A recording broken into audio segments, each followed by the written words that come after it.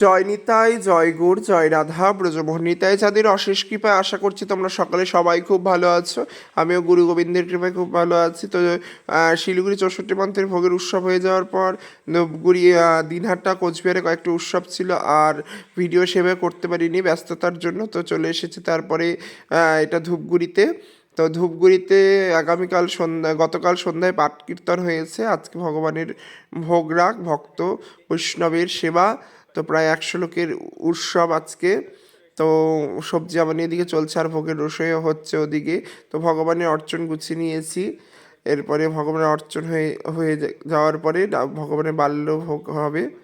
বাল্যভোগের পরে মধ্যাহ্নকালীন ভোগ হবে, কিন্তু প্রচণ্ড ব্যস্ততার জন্য আর বেশি ভিডিও করতে পারি না। তো যাই হোক, তো এইদিকে বাল্যভোগ লেগেছে, পাঁপড় ভাজা আর ডালিয়া। ভগবত দর্শন করে সকলেই।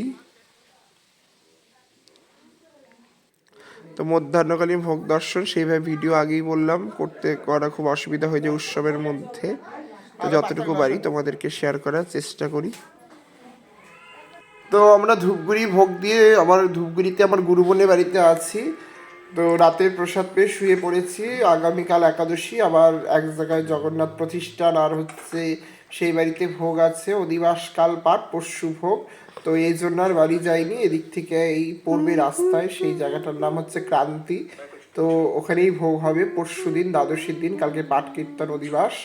তো তাই আর বাড়ি যাইনি, ওটা করি পরশু দিন বাড়ি যাব। তো আমার এই ভিডিওটা যদি তোমাদের ভালো লেগে থাকে অবশ্যই আমার পেজটিকে ফলো করবে, এবং ইউটিউব থেকে দেখলে আমার পেজটিকে সাবস্ক্রাইব করবে। দেখা হচ্ছে পরের ভিডিওতে। জয় নিতাই।